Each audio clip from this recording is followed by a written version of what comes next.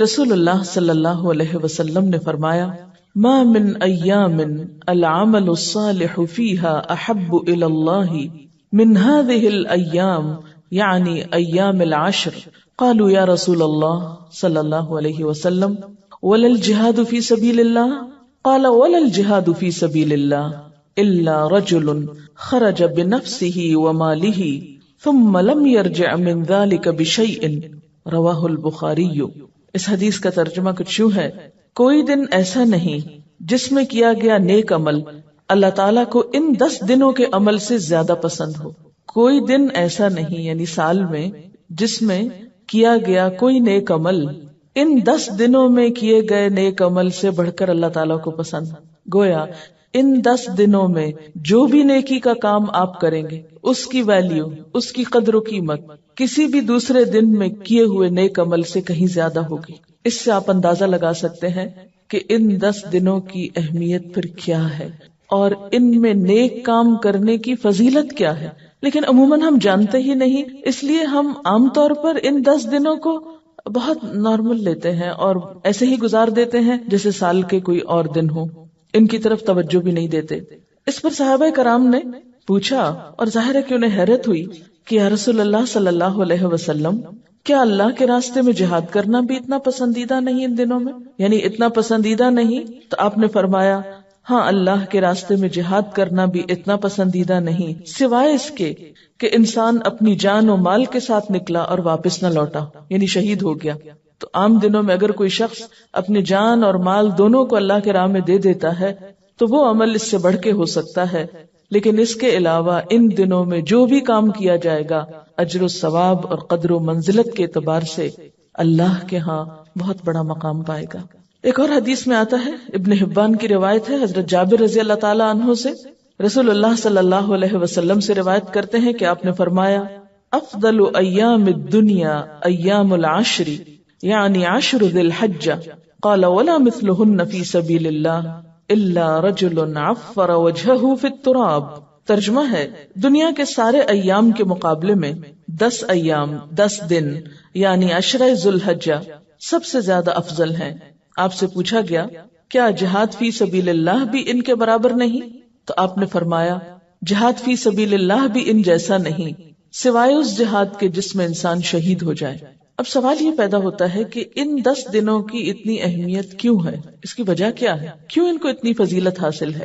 تو اگر ان 10 دنوں پر غور کیا جائے تو اس میں کئی اہمیت کی باتیں ہمارے سامنے آتی. پہلی بات کہ انہی 10 دنوں میں یوم عرفہ ہے، یعنی 9 ذی الحج، جو حج کا اصل دن ہے.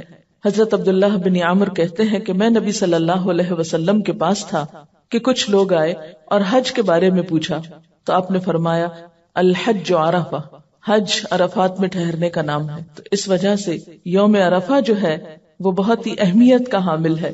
یوم عرفہ دراصل گناہوں کی مغفرت اور جہنم سے نجات حاصل کرنے کا دن ہے. سال میں ہم کئی دن مناتے ہیں نا، کئی طرح کے، تو یہ دن خاص طور پر گناہوں سے نجات، گناہوں سے مغفرت اور جہنم سے بچنے کا دن ہے.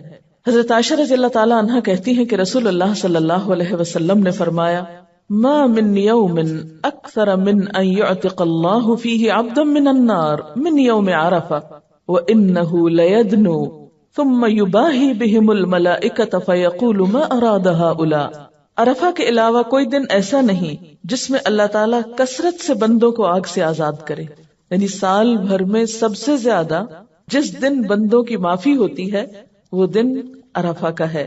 اس روز اللہ تعالیٰ اپنے بندوں کے بہت قریب ہوتا ہے. وَإِنَّهُ لَيَدْنُو، وہ قریب آ جاتا ہے اور فرشتوں کے سامنے ان کی وجہ سے فخر کرتا ہے اور فرشتوں سے پوچھتا ہے ذرا بتاؤ تو یہ لوگ مجھ سے کیا چاہتے ہیں. خاص طور پر عرفات کے میدان میں جو لوگ جمع ہوتے ہیں اپنے گھر بار، بیوی بچے، بعض اوقات اور کاروبار، تجارت، دنیا کی ہر چیز چھوڑ کر، مال خرچ کر کے، جسمانی مشقت اٹھا کر اس میدان میں جب جمع ہوتے ہیں تو اللہ تعالیٰ ان کے قریب آتے ہیں، فخر کرتے ہیں دیکھو یہ میرے بندے یہاں جمع ہیں، بتاؤ بھلا کیوں جمع ہیں، کس لیے آئے. ذرا وہ تو ایک چٹیل میدان ہے، ایک خالی جگہ ہے، وہاں کوئی دنیا کا کام کاروبار نہیں، کچھ بھی نہیں، صرف بخشش چاہنے آئے ہیں. اللہ تعالیٰ کے بلانے پہ آئے ہیں، لبیک اللہم لبیک، اللہ تو نے بلایا، ہم حاضر ہو گئے، کس لیے آئے ہیں کہ تو ہمیں معاف کر دے۔ تو عشرہ ذی الحج کا یہ دن بہت ہی اہمیت کا حامل ہے، اس اعتبار سے کہ اس دن گناہوں کی بخشش ہوتی ہے، اور اس کثرت سے ہوتی ہے کہ رسول اللہ صلی اللہ علیہ وسلم نے فرمایا، عرفہ کے دن اللہ تعالیٰ فرشتوں کے سامنے فخر کرتا ہے کہ میرے بندوں کو دیکھو، پراگندہ سر، غبار آلود، دور دراز سے میرے پاس آئے ہیں، اور میں تم کو گواہ بناتا ہوں کہ ان سب کو میں نے بخش دیا۔ فرشتے کہتے ہیں کہ ان میں فلاں شخص گناہگار ہے، اللہ تعالیٰ فرماتا ہے میں نے ان سب کو معاف کر دیا۔ آپ صلی اللہ علیہ وسلم نے فرمایا، عرفہ کے دن اللہ تعالیٰ بہت سے لوگوں کو دوزخ سے آزاد کر دیتا ہے، یعنی ایسے لوگوں کی بخشش ہوتی ہے جن پہ جہنم واجب ہو چکی ہوتی، ان کو تو لازماً سزا ملنی چاہیے، لیکن جب لوگ خالصتاً اللہ کی رضا کی خاطر اور اپنے گناہ بخشوانے کے لیے، کسی شہرت کے لیے نہیں، کسی غرض کے لیے نہیں، کسی دکھاوے کے لیے نہیں، صرف معافی چاہنے کے لیے اس کے بلانے پر اس میدان میں حاضر ہوتے ہیں، اس مخصوص دن اور مخصوص وقت، اور پھر رو دھو کر اللہ تعالیٰ سے معافی چاہتے ہیں، تو اللہ تعالیٰ ان کو معاف کر دیتے ہیں اور ان کی گردنیں جہنم سے آزاد کر دیتے ہیں۔ ایک اور حدیث میں آتا ہے، آپ صلی اللہ علیہ وسلم نے فرمایا، لوگوں، ان 10 دنوں میں اللہ تعالیٰ تمہاری حاضری کی وجہ سے، یعنی تمہارے وہاں آنے کی وجہ سے، تم پر فرشتوں کی جماعت میں فخر کرتا ہے اور فرماتا ہے کہ تمہارے گناہوں کو میں معاف کرتا ہوں، مگر حق العباد، نیک لوگوں کی خطاؤں کو معاف کرتا ہوں اور نیکوں کے سوال کو پورا کرتا ہوں، یعنی جو دعائیں مجھ سے مانگتے ہیں گناہوں کی معافی کے علاوہ، جو اور ان کی حاجتیں ہیں، دعائیں ہیں، ان کو بھی پورا کرتا ہوں۔ اور مزدلفہ میں بھی اللہ تعالیٰ نیکوں کی مغفرت فرماتا ہے اور ان کی سفارش منظور فرماتا ہے۔ اس حدیث سے یہ پتہ چلتا ہے کہ حقوق العباد بہت اہم ہے۔ وہ گناہ جو ہم اللہ تعالیٰ کے حق میں قصور کر جاتے ہیں، یا صغیرہ گناہ جن کو کہتے ہیں، وہ تو معاف ہو جاتے ہیں، لیکن حق العباد یا حقوق العباد کے بارے میں پھر بھی جب تک بندے معاف نہ کریں اس وقت تک معافی نہیں ہوتی، الا یہ کہ اللہ تعالیٰ ان بندوں کو کسی اور چیز سے راضی کر دے اور ان بندوں کی بخشش کر دے۔ یہ پھر ڈیپینڈ کرتا ہے کہ معافی مانگنے والا اپنے گناہوں پہ نادم کتنا ہے، شرمسار کتنا ہے، اور آئندہ کے لیے ان گناہوں سے بچنے کے لیے کیا سوچتا ہے۔ آپ صلی اللہ علیہ وسلم نے فرمایا، اللہ کے نزدیک عرفہ کے دن کی بڑی فضیلت ہے۔ اللہ تعالیٰ نے آسمان والوں سے فخر کر کے فرمایا ہے کہ میرے بندوں کو دیکھو، دور دراز سے، پراگندہ سر، یعنی الجھے ہوئے بالوں والے، کیونکہ وہ حج کا موقع ایسا ہوتا ہے نا کہ انسان کو اپنی پرواہ نہیں ہوتی یا موقع ہی نہیں ہوتا۔ گرد آلود سر، گرد آلود یعنی کپڑوں پہ بھی گرد ہے، آج کے زمانے سے پھر گاڑیاں موٹریں ہیں، عام طور پر جو لوگ پیدل چل کے آتے ہیں تو ان کے احرام جو ہے واقعی مٹی سے آلود ہو چکے ہوتے ہیں۔ فرمایا کہ دیکھو، دور دراز سے، پراگندہ سر، گرد آلود یہاں آئے ہیں، میری رحمت کی امید کرتے ہیں اور میرے عذاب کو دیکھا نہیں اور اس کے باوجود بھی ڈرتے ہیں۔ مراد یہ ہے اس نویں تاریخ کو اللہ تعالیٰ بہت سے لوگوں کو دوزخ سے آزاد کر دیتا ہے۔ پھر آپ دیکھتے ہیں کہ اسی عشرہ ذی الحج میں یوم النحر بھی ہے، قربانی کا دن، اور یہ بھی سال کے دنوں میں بہت اہم دن ہے، کیونکہ رسول اللہ صلی اللہ علیہ وسلم نے فرمایا، اعظم الایام عند اللہ یوم النحر و یوم القر، اللہ کے نزدیک سب سے زیادہ باوقار اور عظمت والا دن یوم النحر ہے، یعنی ہر دن کی اپنی فضیلت ہے۔ یوم عرفہ بخشش کا دن ہے اور یوم النحر یا قربانی کا دن بڑا عظمت والا دن ہے، اللہ کے ہاں اس کی بڑی قدر و منزلت ہے۔ اور پھر اس کے بعد منا میں ٹھہرنے کا دن، یعنی اگلا دن۔ اب آپ دیکھیے کہ جو عشرہ اتنا اہم ہے اور اس کی اللہ تعالیٰ کے ہاں بہت قدر و منزلت ہے، اور پھر ان دو باتوں کے بارے میں پڑھ کر کے لوگ وہاں پر جا کر حج کرتے ہیں، قربانی کرتے ہیں، منا میں ٹھہرتے ہیں۔ اگر ہم لوگوں کو یہ موقع نہیں ملتا تو پھر کیا کریں؟ یعنی اگر ہم حج پہ نہیں جا سکتے تو یہاں رہ کر ان دنوں سے کیسے فائدہ اٹھا سکتے ہیں؟ ہمیں کیا کچھ کرنا چاہیے؟ تو آئیے چند باتیں اس کے بارے میں کرتے ہیں۔ سب سے پہلا کام، ذی الحج کا چاند دیکھ کر دعا مانگنی چاہیے۔ عام طور پر عید الفطر کا چاند تو بہت سے لوگ دیکھنے کا اہتمام کرتے ہیں، لیکن ذی الحج کا چاند دیکھنا بھول جاتے ہیں، کیونکہ ان دنوں کی حاجیوں کے نزدیک تو بہت اہمیت ہوتی ہے، لیکن عام لوگ بھولے ہوئے ہوتے ہیں۔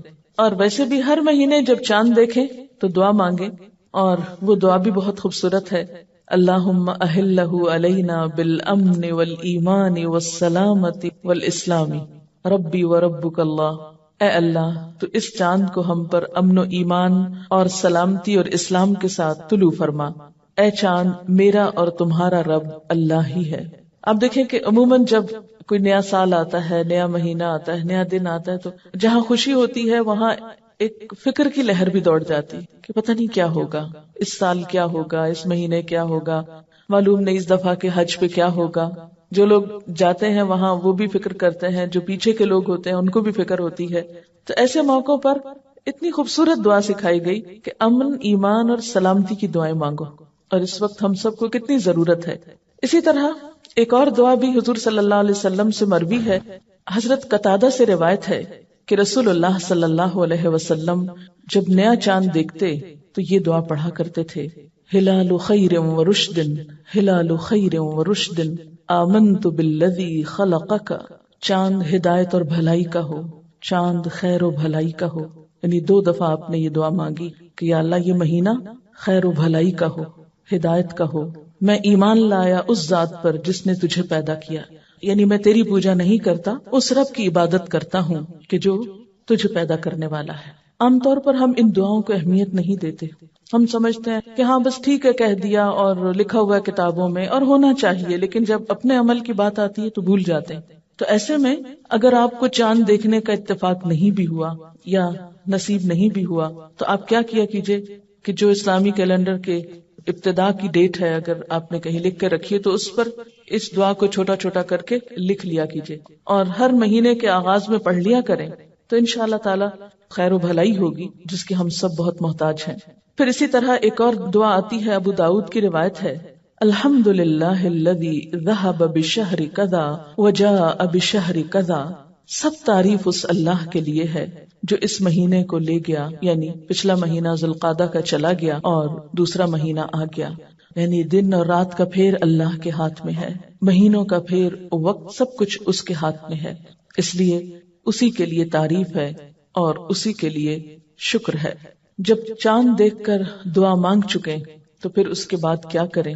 کچھ اور کام ہے. اگر اللہ تعالی حج کی توفیق دے تو حج کا ارادہ کرنا چاہیے، نیت کرنی چاہیے.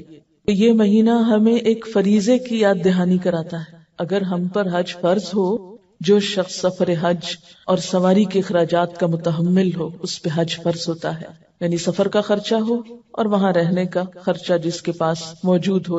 قرآن پاک میں اللہ تعالیٰ فرماتے ہیں: وَلِلَّهِ عَلَى النَّاسِ حِجُّ الْبَيْتِ مَنِ اسْتَطَاعَ إِلَيْهِ سَبِيلًا وَمَنْ كَفَرَ فَإِنَّ اللَّهَ غَنِيٌّ عَنِ الْعَالَمِينَ.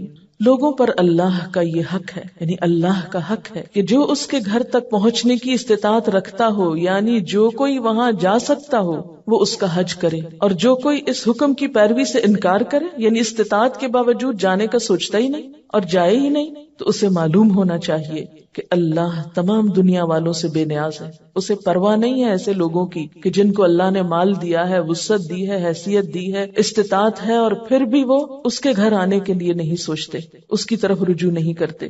اسی لیے آپ صلی اللہ علیہ وسلم نے فرمایا: اگر کسی شخص کو واقعی محتاجی نہیں ہے اور کسی ظالم اقتدار کی طرف سے رکاوٹ بھی نہیں ہے، پھر بھی اس نے حج نہیں کیا، تو چاہے وہ یہودی ہو کر مرے یا نصرانی ہو کر. حضرت عبداللہ بن عباس کہتے ہیں کہ رسول اللہ صلی اللہ علیہ وسلم نے فرمایا: اے لوگو، تم پہ حج فرض ہو چکا ہے، اس کی ادائیگی میں جلدی کرو. یعنی جن لوگوں پہ حج فرض ہو چکا ہے ان کو فرمایا، اس لیے کہ تم میں سے کوئی نہیں جانتا کہ کب کیا رکاوٹ پیش آ جائے. کیونکہ بعض اوقات ہمارا ارادہ ہوتا ہے، نیت ہوتی ہے، تیاری ہوتی ہے، کچھ پتہ نہیں کہ آئندہ سال حالات کیا ہوں، صحت کیسی ہو، دنیا کے حالات کیا ہوں. اس لیے جس کو جب موقع ملے اپنی طرف سے فریضہ ادا کرنے کی پوری کوشش کرے. اور اس سلسلے میں خواتین کے لیے خاص طور پر آپ صلی اللہ علیہ وسلم نے کیا فرمایا کہ بوڑھوں، کمزوروں اور عورتوں کے لیے حج اور عمرہ کرنا ثواب میں جہاد کے برابر ہے. یہ تو تھا اس عشرے کا اہم ترین کام. دوسرا کام ہے روزہ رکھنا. روزہ رکھنا اللہ کے نزدیک افضل اور محبوب عمل ہے. حضرت ابو سعید خدری سے روایت ہے کہ رسول اللہ صلی اللہ علیہ وسلم نے فرمایا: جو شخص اللہ کی راہ میں ایک روزہ رکھتا ہے، اللہ تعالیٰ اس کے بدلے میں اس کے اور جہنم کے درمیان 70 سال کا فاصلہ پیدا فرما دیتے. یعنی روزہ جو ہے ایک ایسی پسندیدہ عبادت ہے جو انسان کو دوزخ کی آگ سے دور کرتی ہے. رمضان کے روزے تو فرض ہیں، ان دنوں کے روزے فرض تو نہیں ہیں لیکن بہت اجر و ثواب کے حامل ہیں. ابھی پیچھے آپ نے حدیث پڑھی نا کہ ان دنوں میں کوئی بھی جو نیک عمل کیا جاتا ہے وہ عام دنوں کی نسبت بہت زیادہ ثواب کا حامل ہوتا ہے. تو مثلاً اس عشرے میں روزہ رکھیں گے تو اس کا اجر و ثواب جو ہے وہ کہیں زیادہ ہوگا پچھلے مہینے کے روزے رکھنے, یا مثلاً اس سے آگے ایک رمضان کے روزوں کا بہت ثواب ہے, پھر اسی طرح عاشورہ محرم کے روزے کا اور ذی الحج کے ان پہلے دنوں کے روزے کا, اور خاص طور پر 9 تاریخ کا روزہ, 9 ذی الحج کا روزہ, جو حاجیوں کے لیے تو نہیں ہے لیکن ہم جیسے لوگ جو پیچھے ہوں وہ اہل حج کے ساتھ اس دن روزے جیسی عبادت کے ذریعے ان کے ساتھ شریک ہو سکتے ہیں. اس کے بارے میں آپ صلی اللہ علیہ وسلم نے فرمایا, صوم یوم عرفہ احتسب علی اللہ ان یکفر السنۃ التی قبلہ والتی بعدہ. صحیح مسلم کی روایت ہے, یوم عرفہ کے روزے کے متعلق مجھے اللہ تعالیٰ سے امید ہے کہ وہ 1 سال پہلے اور 1 سال بعد کے گناہوں کے لیے کفارہ بن جائے گا. یعنی اگر آپ اس دن کا روزہ رکھتے ہیں تو اللہ تعالیٰ سے اس امید کے ساتھ کہ پچھلے سال کے بھی گناہ معاف ہو جائیں اور آئندہ کے بھی, یعنی جو کیے ہیں اور جو نہیں کیے. ایک اور روایت میں آتا ہے کہ عشرہ ذی الحج میں عبادت اللہ تعالیٰ کو بہت پسند ہے. ان دنوں میں ایک روزہ رکھنے کا ثواب سال بھر کے روزوں کے ثواب کے برابر ہوتا ہے. ترمذی کی اس روایت میں کیا آتا ہے کہ اگر آپ ان دنوں میں روزہ رکھتے ہیں, مثلا یہ پہلے 9 دن, ایک روزے کا ثواب کتنا ہے جیسے آپ نے سال بھر روزہ رکھا. اور اگر آپ کے مثلا قضا روزے رہتے ہیں تو آپ کو کبھی بھی رکھنے ہیں, اگر ان دنوں میں رکھ لے تو اس میں کیا ہوگا, قضا بھی ہو جائے گی اور ان دنوں میں روزہ رکھنے کا ثواب بھی ہو جائے گا. لیکن 9 تاریخ کا روزہ جو ہے وہ خالصتاً اسی نیت سے رکھیے, اس کو قضا میں نہ رکھیے. حضرت حنیدہ بن خالد اپنی بیوی سے روایت کرتے ہیں اور وہ حضور صلی اللہ علیہ وسلم کی زوجہ محترمہ سے روایت کرتی ہیں. وہ فرماتی ہیں کہ رسول اللہ صلی اللہ علیہ وسلم 10ویں محرم اور ذی الحج کے 9 دن اور 3 دن ہر مہینے سے اس طرح کے پہلی پیر اور 2 خمیس روزے رکھتے تھے. یعنی آپ کے روزوں کا طریقہ کیا تھا, 10ویں محرم کا روزہ رکھتے, ذی الحج کے یہ 9 دن روزے رکھتے اور ہر مہینے کے 3 دن. اور وہ کس طرح, ایک تو وہ آتا نا ایام 20 کے روزے, اور ایک دوسرا بھی آتا ہے کہ پہلے منڈے کو, ضروری نہیں کہ وہ پہلی تاریخ کو ہی ہو, وہ 2, 3, 4, 5 کو بھی ہو سکتی. تو آپ صلی اللہ علیہ وسلم ہر مہینے میں پہلی پیر, پھر خمیس اور اس کے بعد والی خمیس کے روزے نہیں چھوڑتے تھے. خمیس کہتے ہیں تھرسڈے کو, جمعرات. ہر ماہ کی پہلی پیر, پھر جمعرات اور اس کے بعد والی جمعرات, یعنی اس طریقے پر آپ روزے رکھا کرتے تھے. اب آپ یہاں پر روایت کو بھی دیکھیے کہ شوہر بیوی سے روایت کر رہے ہیں, اور بیوی کہاں سے کر رہی ہیں, آپ صلی اللہ علیہ وسلم کی زوجہ محترمہ سے. اس سے کیا پتہ چلتا ہے کہ اسلام میں علم مرد اور عورت دونوں کے لیے, اور علم کی خدمت دونوں نے کی ہے. حضرت عائشہ رضی اللہ تعالیٰ عنہا سے روایت ہے جس میں ان سے ان روزوں کے متعلق سوال ہوا کہ کیا آپ یہ روزے رکھتے تھے, تو انہوں نے جواب دیا ہاں. حضرت عبداللہ بن عمر بھی, جن سے بہت سی احادیث مروی ہیں, ان کا عمل بھی ثابت ہے کہ وہ اس عشرے کے روزے رکھا کرتے تھے. یہ لفظ عشرہ سہولت کے لیے بولا جا رہا ہے, ورنہ جملہ بہت لمبا ہو جاتا ہے. عشرہ سے اگرچہ مراد 10 دن ہوتے ہیں لیکن عید کے دن کا روزہ نہیں ہوتا. تو اس وقت جب بھی میں عشرہ بول رہی ہوں ذی الحج کا, تو اس سے مراد کیا ہے, پہلے 9 دن. اب آپ دیکھیے کہ اس سے بھی ذی الحج کے پہلے عشرے کی اہمیت اور فضیلت پتہ چلتی ہے کہ کیوں اتنا اہم ہے یہ عشرہ.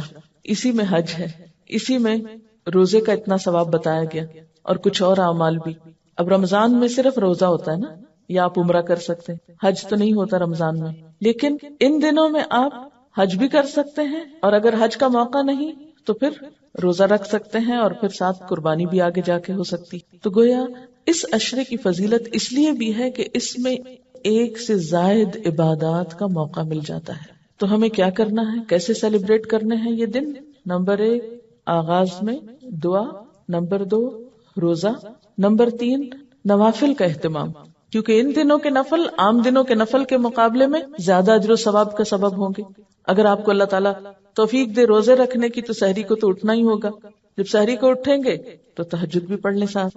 اور ویسے بھی آپ جانتے ہیں قیامت کے دن نماز کے بارے میں پہلا سوال ہوگا, پہلا حساب ہوگا نماز. دوزخ میں جانے والوں سے جب پوچھا جائے گا کہ ما سلککم فی سقر, کیا چیز تمہیں دوزخ میں لے گئی, قالوا لم نک من المصلین, وہ کہیں گے کہ ہم نماز پڑھنے والوں میں سے نہ تھے, ہم نماز نہیں پڑھتے تھے. ولم نک نطعم المسکین, اور ہم مسکین کو کھانا نہیں کھلاتے تھے. اور ایک اور حدیث سے آپ کو معلوم ہے کہ آپ صلی اللہ علیہ وسلم نے فرمایا آدمی اور شرک یا کفر کے درمیان حد فاصل نماز ہے. نماز کا پڑھنا یا نہ پڑھنا ہے, اگر اس حد کو گرا دیا جائے تو کفر اور اسلام پھر ایک ہی چیز نظر آتا. گویا ایک مسلمان کی پہچان ہے نماز.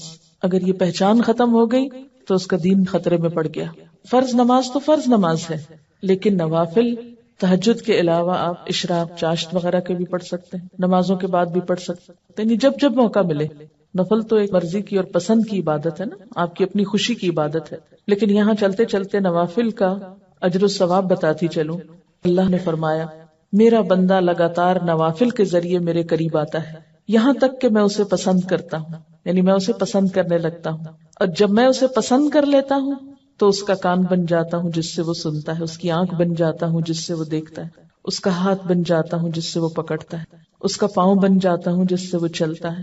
اگر وہ مجھ سے مانگے تو میں لازماً اسے دیتا ہوں، اگر مجھ سے پناہ طلب کرے تو میں یقیناً اسے پناہ دیتا ہوں. اللہ کا محبوب بندہ بن جاتا ہے جو صرف فرائض کی حد تک عبادات نہیں کرتا، جو صرف فرض ہی ادا کرنے میں دلچسپی نہیں رکھتا، بلکہ اس سے آگے بڑھ کر نوافل کا شوق بھی رکھتا ہے. عام طور پر ہم اس معاملے میں بہت کوتاہی کر جاتے ہیں. ہم سوچتے ہیں نفل ہی تو ہے، کیا ہوا. تو اس میں یہ ہے کہ ٹھیک ہے، بہت مصروفیت کے وقت آپ کے ٹیسٹ ہو رہے ہیں، بہت پڑھائی ہو رہی ہے، علم حاصل کرنا بھی فرض ہے، تو اس میں رخصت گنجائش ہو سکتی ہے.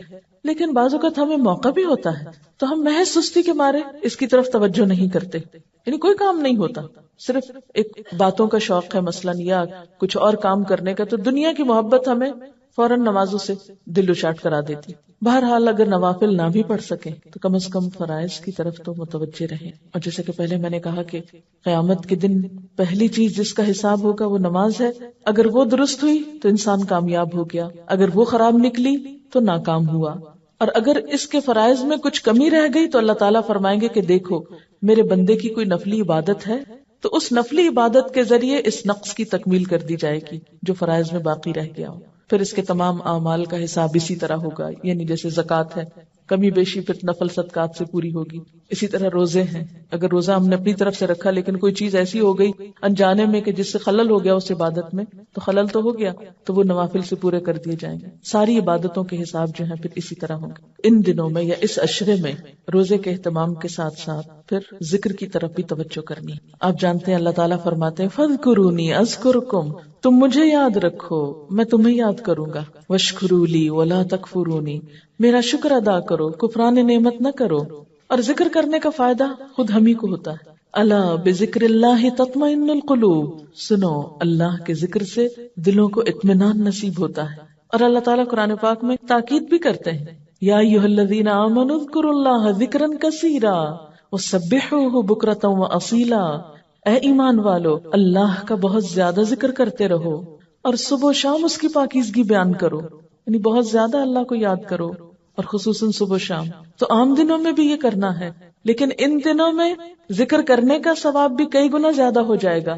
یاد رکھیے جتنی بھی چیزوں کی آپ کو یاد دہانی کرائی جا رہی ہے یہ کس لیے ہے کہ ان عبادتوں کا اہتمام ہم میں سے کچھ لوگ پہلے سے کرتے ہیں، لیکن ہوتا کیا ہے جیسے رمضان آیا ہم نے بہت سی عادتیں ڈالی، پھر آہستہ آہستہ آہستہ اپنی اصل روٹین پہ آ جاتے ہیں، پھر کوتاہی ہوتے ہوتے پھر وہیں جا کھڑے ہوتے ہیں گویا ہم نے کچھ نہ سیکھا تھا رمضان میں. لیکن جب ہم اللہ کی رحمت سے اس مہینے کو پہنچتے ہیں تو پھر نیکی کے ان کاموں کی یاد دہانی دوبارہ کرا دی جاتی ہے اور پھر ہم اللہ تعالیٰ کے قریب ہونے لگتے ہیں. اور ذکر کے بارے میں تو آپ کو معلوم ہے کہ نبی صلی اللہ علیہ وسلم نے کیا فرمایا تھا کہ اللہ کا ذکر اتنا کرو کہ لوگ مجنون کہنے لگے. یعنی اگر کوئی کہے نا کہ یہ تو پاگل ہی ہو گیا، ہر وقت اللہ کی باتیں کرتے ہیں، تو سمجھو کہ اچھا سرٹیفکیٹ مل گیا ہے جس کو قیامت کے دن پیش کر سکیں گے کہ اللہ تیرا نام لینے کی وجہ سے، تیری یاد کی وجہ سے لوگوں نے مجھے یہ ٹائٹل دیا. عموماً ہم اس ٹائٹل سے بھاگتے ہیں کہ لوگ ہمیں معلوم نہیں کیا کہیں گے، کیونکہ ذکر سے مراد صرف مخصوص تسبیحات ہی نہیں ہے بلکہ اللہ تعالیٰ کا نام لینا کسی بھی طریقے سے. آپ کو پتا ہے کہ اگر ذکر سے غفلت برتی جائے تو انسان پہ شیطان مسلط ہو جاتا ہے. اللہ تعالیٰ فرماتے ہیں وَمَن يَعْشُ عَن ذِكْرِ الرَّحْمَٰنِ نُقَيِّضْ لَهُ شَيْطَانًا فَهُوَ لَهُ قَرِينٌ، جو شخص رحمان کے ذکر سے غفلت برتے گا ہم اس پر ایک شیطان مقرر کر دیں گے، وہی اس کا ساتھی بن جائے گا. یہ جو بہت شیطانی وسوسے اور شیطان کی ڈالی ہوئی پریشانیاں اور گندگیاں، رجس الشیطان، یہ دراصل کس لیے ہوتا ہے کہ انسان اللہ کو بھول جاتا. وہ عادت ڈالی پھر چھوٹ گئی، پھر دوبارہ ڈالنے میں سستی ہو گئی. تو جو کچھ آپ کرتے ہیں ان کو لکھ لیا کیجیے، یعنی جو آپ اپنے اندر اللہ کے فضل سے اچھی عادات ڈال رہے ہیں قرآن کے پڑھنے کے ساتھ ساتھ ان کو اپنے پاس نوٹ کر لیں. اگر سفر کی وجہ سے یا بیماری کی وجہ سے یا مخصوص ایام کی وجہ سے ان میں سے کوئی چیز چھٹ گئی یا رہ گئی یا بھول گئی تو وہ ساری زندگی نہ بھولی رہے، بلکہ اصل حالت پر لوٹنے کے بعد پھر وہ یاد آ جائے۔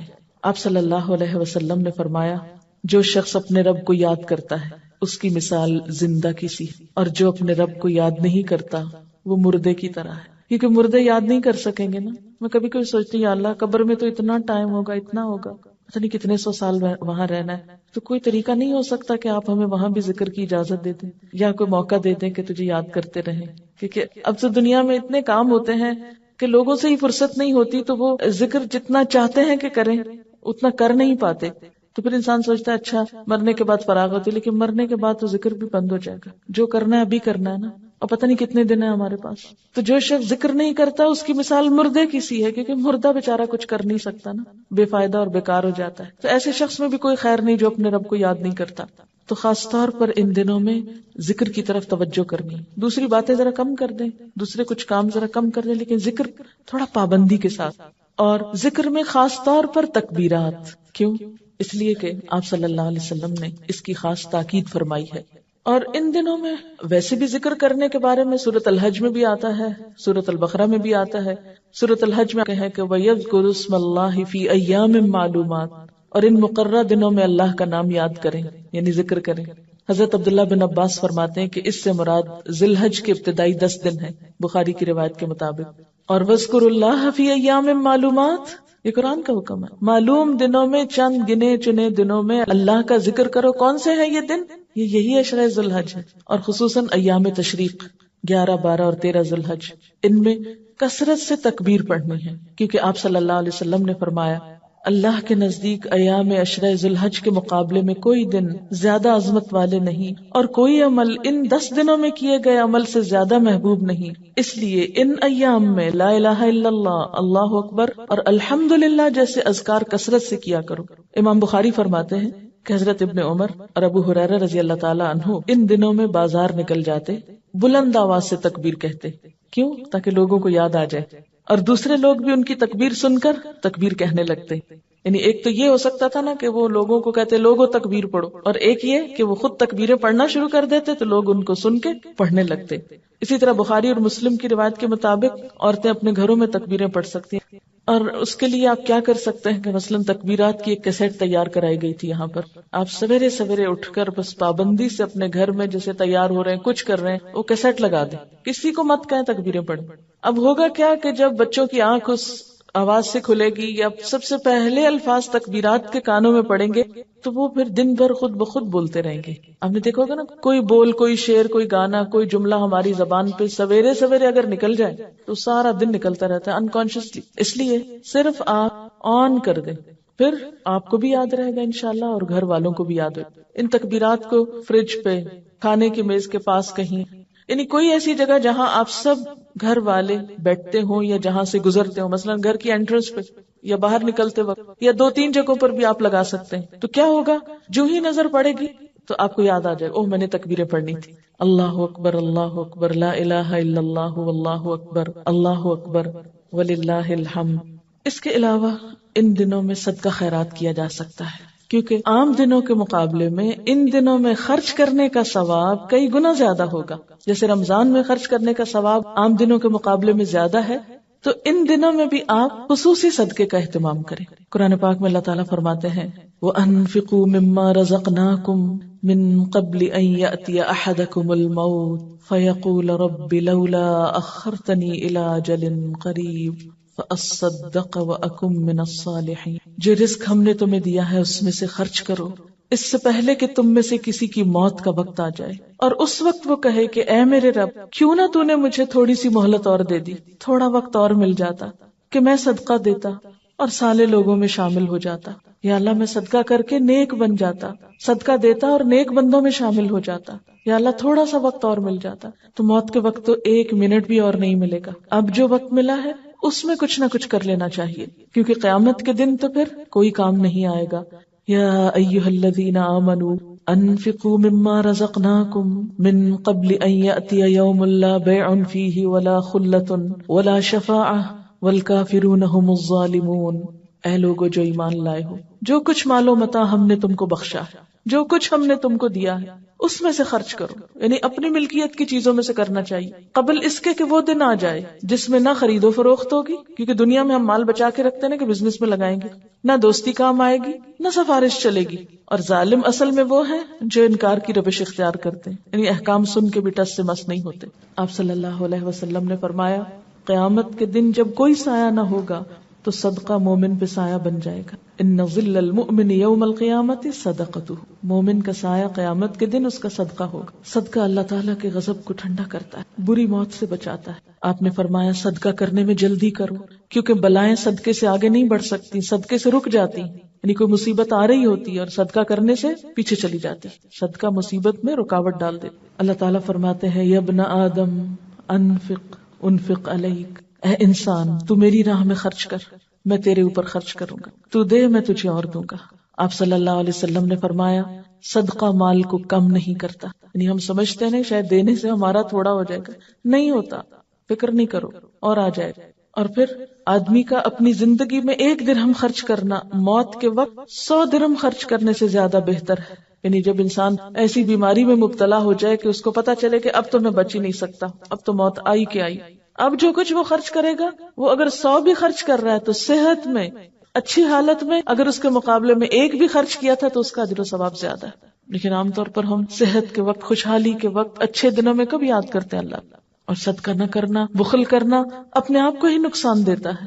وَمَن يَبْخَلْ فَإِنَّمَا يَبْخُلُ عَن نَفْسِهِ، جو بخل کرے گا وہ دراصل اپنے آپ سے ہی کرے گا۔ سورۃ محمد میں آتا ہے نا کہ ہاں انتم ہؤلاء، یہ تم وہ لوگ ہو تدعون لتنفقوا فی سبیل اللہ، تمہیں بلایا جاتا ہے کہ اللہ کے راستے میں خرچ کرو، فمنکم من یبخل، تو تم میں سے بعض لوگ بخل کرتے ہیں، کچھ نہیں دیتے، ومن یبخل فانما یبخل عن نفسہ، تو جس نے بخل کیا وہ دراصل اپنی ہی ذات کے لیے بخل کرتا ہے، اپنے آپ سے ہی بخل کرتا ہے، اپنا ہی نقصان کرتا۔ فاما من بخل واستغنى وكذب بالحسنى فسنيسره للعسرى وما يغني عنه ماله اذا تردى، جس نے بخل کیا اور اللہ تعالیٰ سے بے نیازی برتی اور بھلائی کو جھٹلایا، اس کو ہم سخت راستے کی سہولت دیں گے، یعنی اس کے لیے مشکلات پیدا کریں گے، اس کا مال آخر اس کے کس کام آئے گا جب وہ خود ہلاک ہو گیا۔ انسان فوت ہو جائے تو مال و دولت جو پیچھے ہے وہ نجات تو نہیں دے سکتا، وہ تو اب وارثوں کا ہو گیا،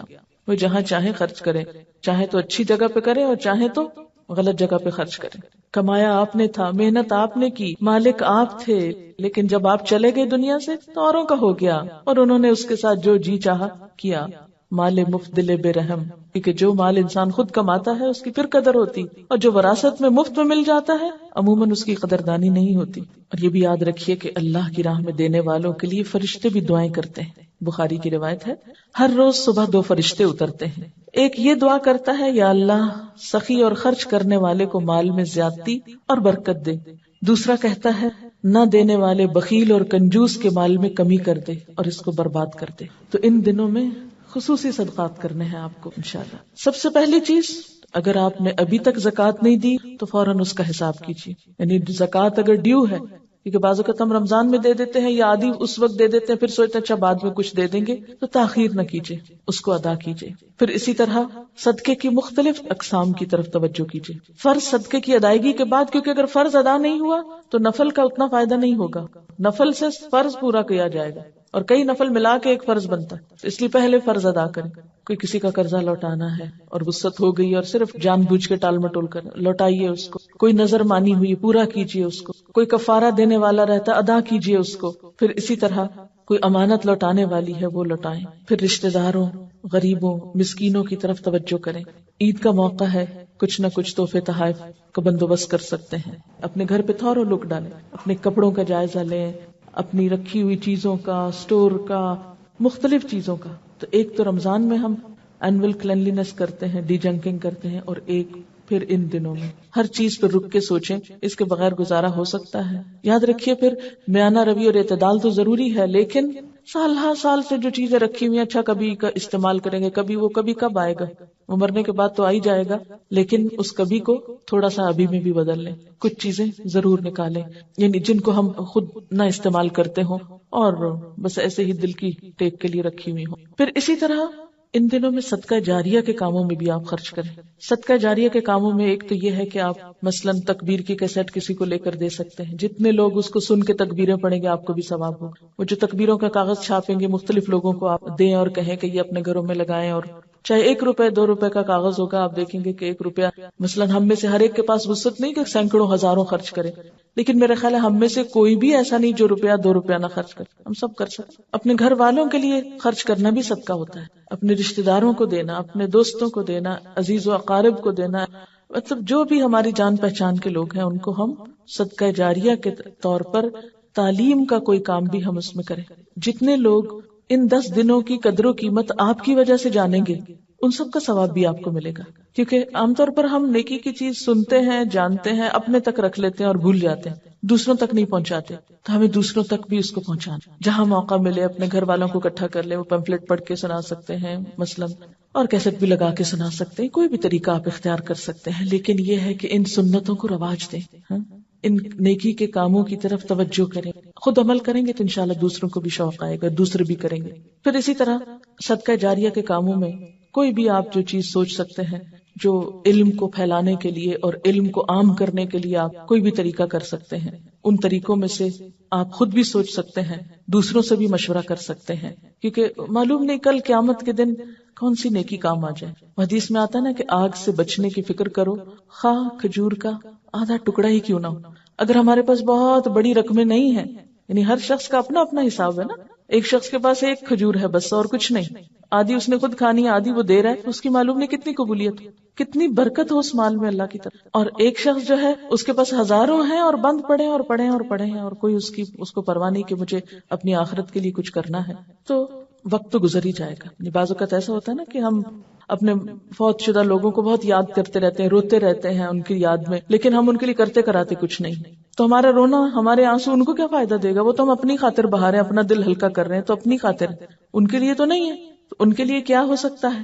صدقہ جاریہ یا ایصال ثواب کے کاموں میں اہم ترین کام کیا ہے کہ ان کی طرف سے ہم کوئی ایسا صدقہ کریں کہ جس سے ان کو ثواب پہنچے اور مستقل پہنچتا رہے.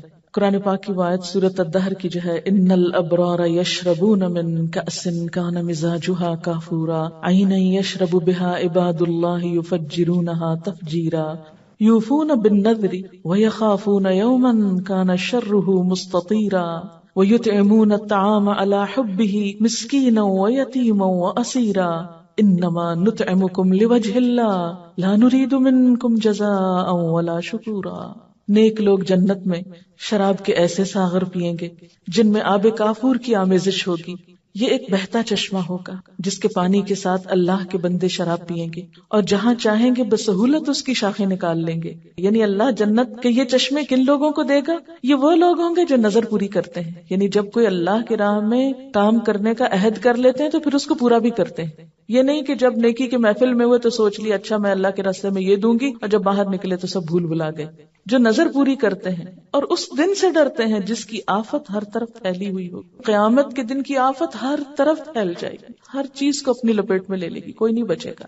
اور اللہ کی محبت میں یتیم اور مسکین اور قیدی کو کھانا کھلاتے ہیں اور ان سے کہتے ہیں کہ ہم تمہیں صرف اللہ کی خاطر کھلا رہے ہیں، ہم تم سے نہ کوئی بدلہ چاہتے ہیں نہ شکریہ چاہتے ہیں. یعنی دے کر وہ کسی شکریہ اور اپریسیشن کے بھی انتظار میں نہیں ہوتے. کیونکہ بعض اوقات ایسا ہوتا ہے نا کہ ہم وہاں تو دیتے ہیں جو ہماری تعریف کے پل باندھے، جو ہمارے نام کا اعلان کرے، کسی لسٹ میں ہمارا نام آ جائے یا کسی تختی پہ ہمارا نام لکھا جائے.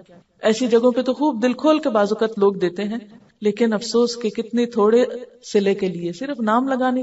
مثلا اگر کسی پلیٹ پہ میرا نام لکھا ہوا بھی اور 10 لوگ وہاں سے گزر کے پڑے، ان کو کیا پتا میں کون ہوں؟ میرا تو اجر بھی گیا اور حاصل بھی کچھ نہ ہوا، اور اس پلیٹ پہ گرد پڑ رہی ہے.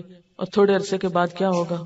کوئی اور آئے گا، ہمارے جانے کے بعد پلیٹ بھی اتر جائے گی اور سب کچھ یہیں رہ گیا. یا اگر ہمیں کسی نے کوئی تعریف کا ایک خط لکھ دیا کہ آپ کا بہت شکریہ، آپ نے بہت اچھا کام کیا، تو وہ ردی میں پڑا رہ جائے گا خط بھی. اس کو فریم کرا کے دروازے کے باہر تھوڑی لٹکانا ہوگا ہم نے. کتنے دن اس تعریف کی ہمیں گرمی پہنچے گی، کیا حاصل ہوگا؟ اس تعریف سے کتنا پیٹ بھر جائے گا ہمارا؟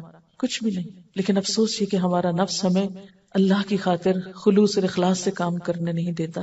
ایسے کاموں میں تو ہمارا شوق بڑھاتا ہے جہاں ہمارا نام ہو، اور جہاں نام نہ ہو وہاں ہم کام کے لیے بھی نظر نہیں آتے.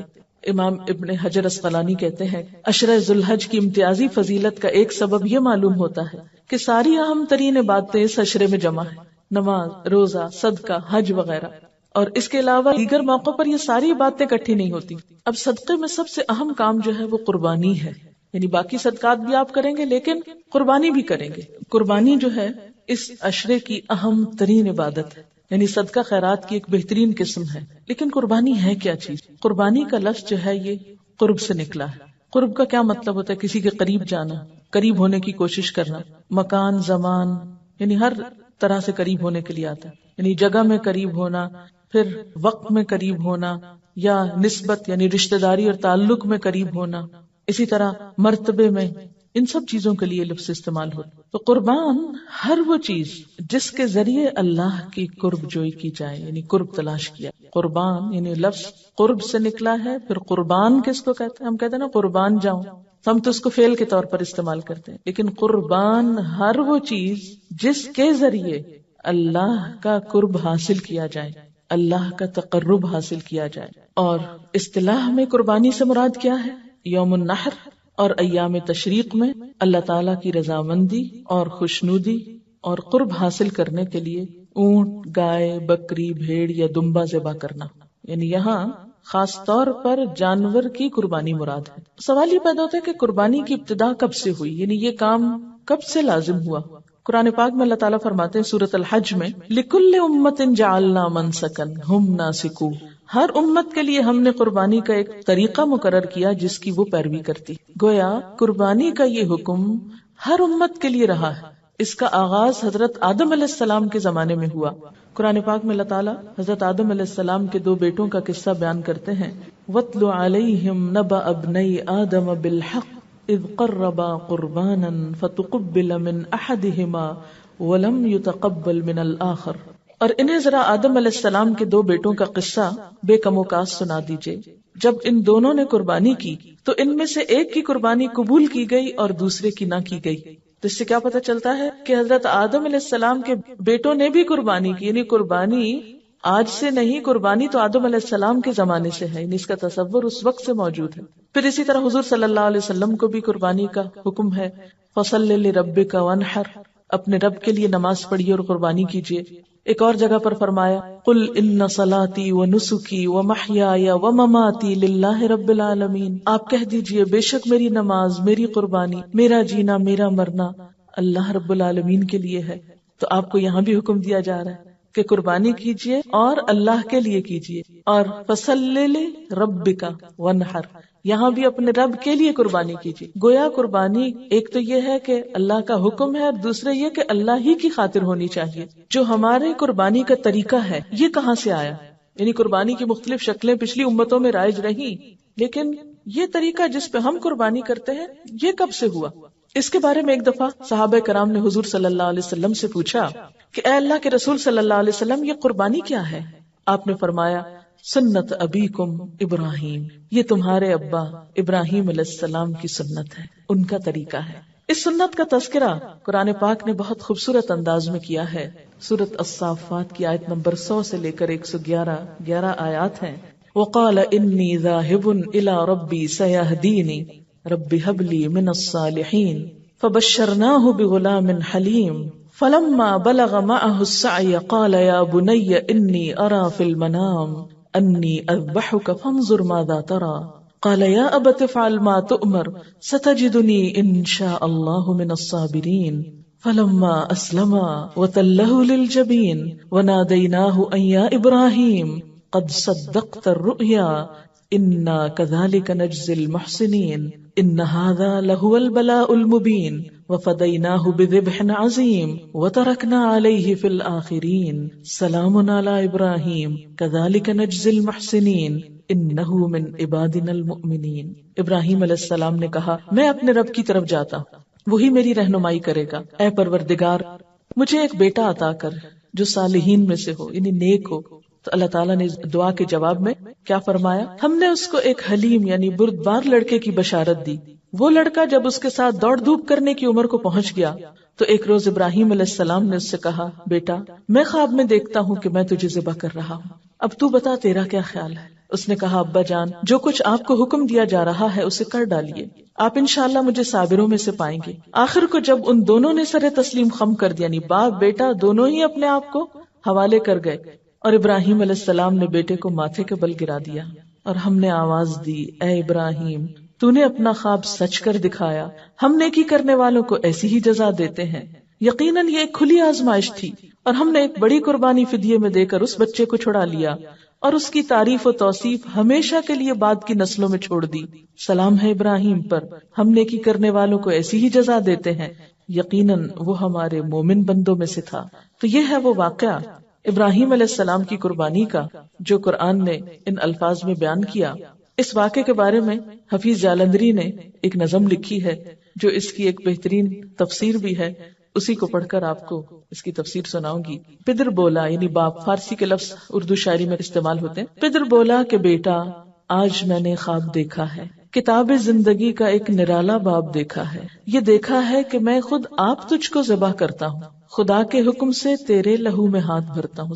ذرا امیجن بھی کرتے جائیں کہ باپ بیٹے کو کہہ رہا ہے کہ اللہ کے حکم سے میں تجھے ذبح کر رہا ہوں۔ سعادت مند بیٹا جھک گیا فرمان باری پر، زمین و آسماں حیران تھے اس اطاعت گزاری پر۔ رضا جوئی کی یہ صورت نظر آئی نہ تھی اب، یعنی ایسے بھی کوئی اللہ کی رضا پہ راضی ہوتا ہے؟ اس سے پہلے ایسی اطاعت کسی نے نہیں دیکھی۔ یہ جرت پیشتر انسان نے دکھلائی نہ تھی اب تک، اس سے پہلے کہ کسی انسان نے اللہ کی اطاعت کے لیے ایسی جرت نہیں دکھائی تھی۔ عجب بشاش تھے دونوں رضائے رب عزت پر، تأمل یا تذبذب کچھ نہ تھا دونوں کی صورت پر، کوئی ہچکچاہٹ نہیں۔ کہا فرزند نے اے باپ اسماعیل صابر ہے، خدا کے نام پر بندہ پے تعمیل حاضر ہے، مگر آنکھوں پہ اپنی آپ پٹی باندھ لیجیے گا، میرے ہاتھوں میں اور پیروں میں رسی باندھ دیجیے گا، مبادا آپ کو صورت پہ میری رحم آ جائے، مبادا میں تڑپ کر چھوٹ جاؤں ہاتھ تھرائے۔ پسر کی بات سن کر باپ نے تعریف فرمائی، یہ رسی اور پٹی باندھنی ان کو پسند آئی۔ ہوئے اب ہر طرح تیار دونوں باپ اور بیٹے، چھری اس نے سنبھالی تو یہ جھٹ قدموں پہ آ لیٹے، پچھاڑا اور گھٹنا سینہ معصوم پہ رکھا، چھری پتھر پہ رگڑی ہاتھ کو حلقوم پہ رکھا، زمیں سہمی پڑی تھی آسمان ساکت تھا بیچارہ، نہ اس سے پیشتر دیکھا تھا یہ حیرت کا نظارہ۔ پدر تھا مطمئن بیٹے کے چہرے پہ بحالی تھی، چھری حلقوم میں اسماعیل پہ چلنے ہی والی تھی، مشیت کا مگر دریائے رحمت جوش میں آیا کہ اسماعیل کا ایک رونگٹا کٹنے نہیں پایا۔ ہوئے جبریل نازل اور تھاما ہاتھ حضرت کا، کہا بس امتحان مقصود تھا ایثار و جرت کا۔ خطاب اس دن سے اسماعیل نے پایا ذبیح اللہ، یعنی ذبح نہیں ہوئے لیکن نام مل گیا ذبیح اللہ، خدا نے آپ ان کے حق میں فرمایا ذبیح اللہ۔ تو یہ تھا وہ جذبہ قربانی جو ابراہیم علیہ السلام اور اسماعیل علیہ السلام کے اندر تھا۔ قربانی اصل میں کی کیوں جاتی ہے؟ قربانی کے کانسیپٹ کیا ہے؟ قربانی کی روح کیا ہے؟ اپنی محبوب ترین چیز اپنے محبوب کے نام کر دینا، اظہار محبت ہے نا۔ ابراہیم علیہ السلام نے بھی اللہ تعالیٰ سے محبت کا ایک دعویٰ کیا تھا کہ مجھے تجھ سے محبت ہے، اور والذین آمنوا اشد حبا للہ، اور یہ کہ جب اللہ کی محبت انسان کے دل میں آتی ہے تو پھر دنیا کی کوئی دوسری چیز اس کا راستہ نہیں روکتی۔ اس راہ میں انسان کو مال دینا پڑے یا اولاد دینی پڑے یا پھر کبھی اپنا آپ بھی دینا پڑے۔ اسی لیے اس موقع پر جانور کی قربانی ایک سمبل کے طور پر ہے، جان قربان کرو، یعنی اگر آپ ویسے روپیہ پیسہ دے دیں گے تو بات نہیں بنے گی، جان دو، کیونکہ انہوں نے اپنے بیٹے کی جان دینے کے لیے کوئی بھی ہچکچاہٹ نہیں کی تھی۔ آپ دیکھیں دنیا میں محبتوں کے بہت قصے ہیں، اور ہر محبت کے ساتھ قربانی کا قصہ بھی، کیونکہ محبت کی تکمیل ہوتی نہیں، محبت کی تعریف مکمل نہیں ہوتی جب تک اس میں قربانی نہ ہو۔ ماں کو اگر اپنے بچے سے محبت ہے کیسی کیسی قربانی کرتی، شوہر کو اگر بیوی سے محبت ہے تو اس کے لیے کیسی کیسی قربانی کرتی، بیوی کو شوہر سے محبت ہے تو کیسی قربانی کرتی ہے اس کے۔ تو دنیا میں بھی انسانوں کے درمیان محبت کے جتنے رشتے ہیں ان سب میں بھی قربانی پائی جاتی، اور اگر معاملہ بندے اور بندے کا نہیں، بندے اور رب کا ہو تو کیا اس میں کوئی قربانی نہیں ہوگی؟ تو ہر سال جو مسلمان یہ قربانی کرتے ہیں یہ کس لیے کرتے ہیں؟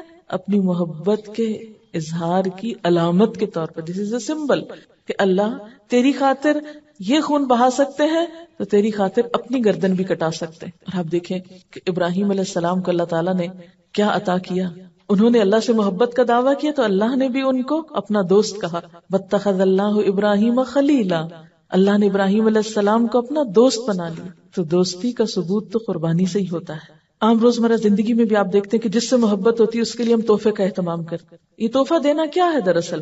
یہ تو نہیں کہ دوسرا شخص کو مفلس ہے، کوئی غریب ہے، فقیر ہے، تو آپ اس کو کچھ پیش کر رہے ہیں کہ آپ کی غربت اور فقر دور ہو جائے. وہ تو صدقہ ہوتا ہے. تحفے کی روح کیا ہے؟ تحفے کی روح یہی ہے نا کہ ایک اظہار محبت ہوتا ہے کہ میرے دل میں آپ کا ایک مقام ہے. تحفے میں اصل چیز اس کی ویلیو نہیں ہوتی کہ وہ کتنی بڑی چیز ہے، کتنے ہزاروں لاکھوں کی ہے. جدید دنیا میں جو تحفے کا کانسیپٹ ہو گیا نا کہ ایک مٹیریلسٹک اپروچ ہو گئی کہ زیادہ قیمتی تحفہ شاید زیادہ محبت کی علامت ہے. نہیں، محبت کی علامت کے طور پر تو آپ کچھ بھی قربان کر سکتے، کوئی بھی چیز دے سکتے، معمولی سے معمولی بھی ہو سکتی. اور اس میں ہر شخص اپنی حیثیت دیکھے گا نا کہ میرے میں حیثیت کیا ہے. بہت سے لوگ پوچھتے ہیں کہ اچھا کس پہ قربانی لازم ہے، کون قربانی کرے، اور پھر عموماً یہ بتایا جاتا ہے کہ جو صاحب نصاب ہے، جس پہ زکوٰۃ ہے، وہ قربانی کرے. لیکن ہم دیکھتے ہیں کہ اللہ کے رسول صلی اللہ علیہ وسلم تو کبھی بھی صاحب نصاب نہیں ہوئے. ان کے ہاں تو کبھی بھی اتنا مال جمع نہیں ہوا کہ آپ اس میں سے زکوٰۃ نکالیں یا کچھ اور.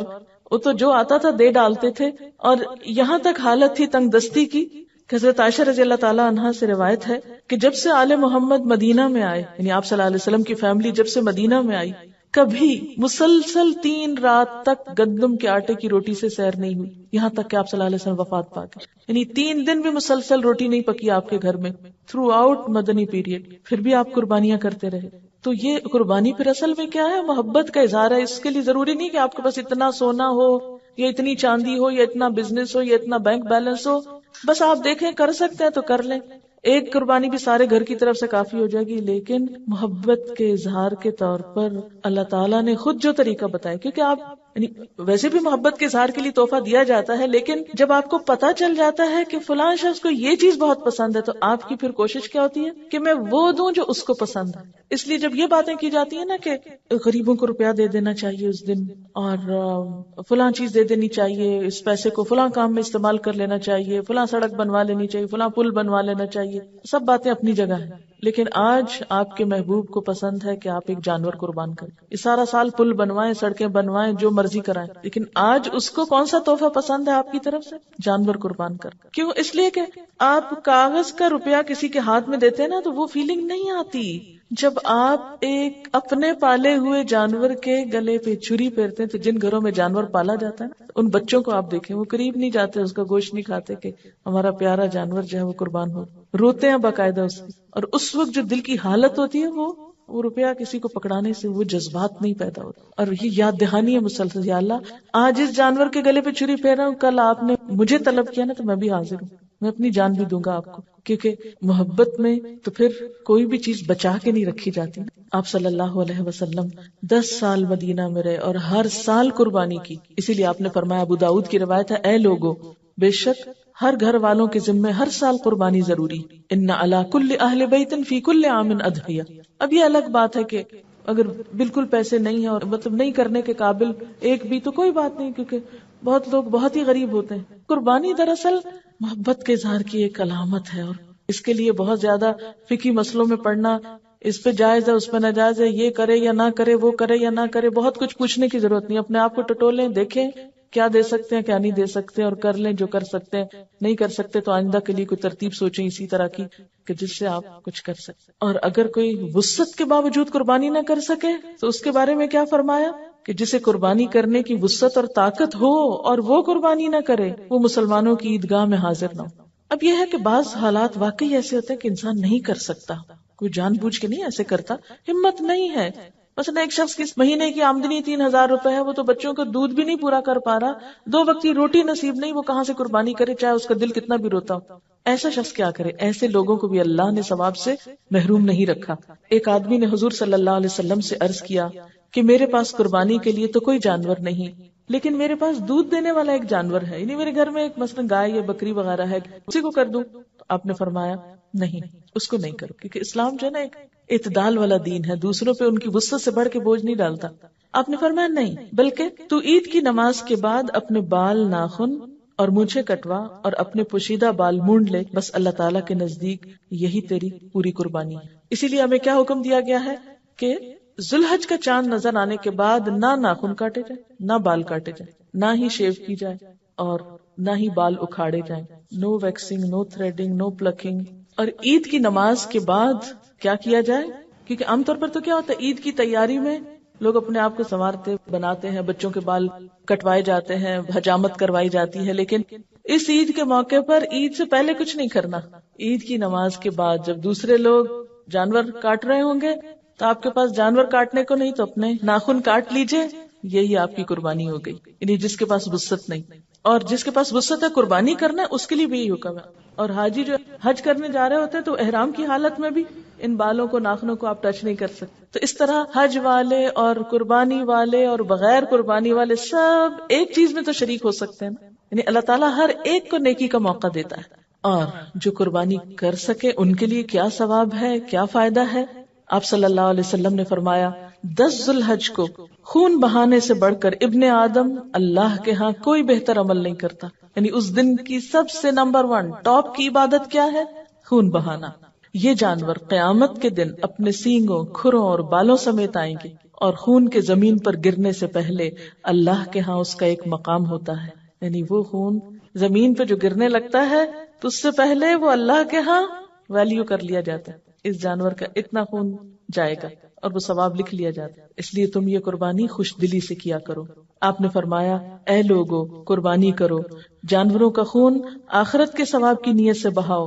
قربانی کے جانور کا خون اگرچہ ظاہراً زمین پہ گرتا ہے، یعنی برباد ہوتا دکھائی دیتا ہے، لیکن حقیقتاً اللہ کے خزانے میں چلا جاتا ہے. یعنی جانور کا بہا ہوا خون جو ہے وہ بھی کاؤنٹ ہوتا ہے ثواب میں. آپ صلی اللہ علیہ وسلم سے پوچھا گیا کہ اس قربانی سے ہمیں کیا ملے گا، کیا فائدہ ہوگا؟ آپ نے فرمایا ہر بال کے بدلے میں ایک نیکی ملے گی. صحابہ کرام کہنے لگے اور بھیڑ کی اون کے بدلے؟ کیونکہ بھیڑ کی اون میں زیادہ بال ہوتے ہیں نا، وہ جڑے جڑے ہوتے ہیں اکٹھے اور وہ بہت باریک باریک ہوتے ہیں. فرمایا بھیڑ کی اون کے ہر بال کے بدلے میں بھی ایک نیکی. یعنی دمبا یا بھیڑ جو ہوتی ہے اس پہ زیادہ بال ہوتے ہیں تو ایک ایک بال کے بدلے ایک ایک نیکی. پھر اسی طرح ایک اور جگہ پر آتا ہے کہ فربا جانور کی، یعنی اچھے صحت مند جانور کی قربانی کرو کیونکہ یہ پل صراط پہ تمہاری سواریاں ہوں گی. یہ بھی ایک فائدہ ہے، قیامت کے دن آپ کو یہ سب اجر ملے گا. لیکن دنیا میں بھی کیا ہوتا ہے، قربانی کے کئی فائدے ہیں. لوگ تو کہتے ہیں لو اتنے پیسے ہر سال ضائع ہو جاتے ہیں، اتنے جانور کٹ جاتے ہیں، لیکن بات یہ ہے کہ ایک ایک چیز اس کی کام آتی ہے. مثلا خون جو ہے وہ زمین پہ گرتا ہے تو زمین زرخیز ہوتی ہے. بعض پودوں کو تو آپ نے دیکھا ہوگا کہ خاص طور پہ ڈالا جاتا ہے کہ وہ زیادہ بڑھتے ہیں اس کی وجہ سے. اسی طرح گوشت جو ہے وہ لوگوں کے لیے ایک بہت زبردست غذائی ضرورت پوری کرتا ہے. عام دنوں میں صاحب حیثیت لوگ تو گوشت کھا لیتے ہیں، لیکن اس قربانی کی برکت سے وہ لوگ بھی گوشت کھا لیتے ہیں کہ جو سارا سال گوشت افورڈ نہیں کر سکتے، جن کو سارا سال چکھنے کو نہیں ملتا. تو ان دنوں جب بہتات ہوتی ہے تو ان تک بھی کچھ نہ کچھ خیر پہنچ جاتی. اور لٹرلی کئی ایسے لوگوں کے ساتھ ملاقات کا موقع ملا جنہوں نے پرسنلی مجھے بتایا قربانی کے علاوہ ہم تو گوشت کا سوچ بھی نہیں سکتے. تو قربانی ہوتی ہے ان تک جاتا ہے، اس لیے ان کو بھی غذائیت پہنچ جاتی. کیونکہ آپ غریبوں کو پیسہ دیں گے وہ معلوم نہیں اور کس کام لگا دیں گے، پھر ان کی صحت جائے گی. تو صحت ہو تو سب کام ہوتے ہیں نا. تو اس طرح ایک طرح سے انہیں سال میں ایک اچھی خوراک بھی مل جاتی. پھر اسی طرح یہ ہے کہ کھال اور اون وغیرہ کا کتنا بزنس ہوتا ہے. پھر یہ کہ وہ کتنے لوگوں کے بزنس بڑھتے ہیں اس سے، یعنی کھالوں کو اکٹھا کرنے سے لے کر ان کو بیچنے تک اور ایکسپورٹ امپورٹ اور معلوم نہیں کیا کچھ، اس کے ذریعے کتنے بے شمار لوگ جو ہیں ان کاموں میں انوالو ہو جاتے ہیں. ان سب کو ایک طرح سے کام مل جاتا ہے. پھر بہت سے لوگ جن کو پتا ہوتا ہے کہ سال میں ہمارے جانور فلاں موقع پر بکیں گے، وہ کیا کرتے ہیں، جانور پالنا شروع کر دیتے ہیں. ان کو ایک کام مل جاتا ہے. ایک تو یہ کہ غریب کا پیسے پکڑائیں، اور ایک یہ ہے کہ وہ جانور پالے، وہ بھی کسی کام لگے، اور پھر آپ اس کو پیسے دیں اور وہ اپنے ہاتھ کی کمائی سے کھائے، بنسبت اس کے کہ آپ اس کو صرف صدقے سے کھلاتے رہیں. اسی طرح یہ فائدہ بھی ہے کہ انسانوں کے درمیان ایک تعلق اور ایک ہمدردی کی فضا بھی ہوتی ہے، کیونکہ گوشت کی تقسیم کرتے وقت جن کے پاس لے کے جاتے ہیں یا کوئی آپ کو دینے کے لیے آ جاتا ہے تو وہ جو تبادلہ ہوتا ہے اس گوشت کا، اس سے بھی لوگوں کو فائدہ پہنچتا ہے، میل ملاقات ہوتی. پھر گوشت زیادہ ہو جاتا ہے تو دعوتیں بھی کی جاتی ہیں، اس سے بھی میل ملاقات بڑھتی ہے.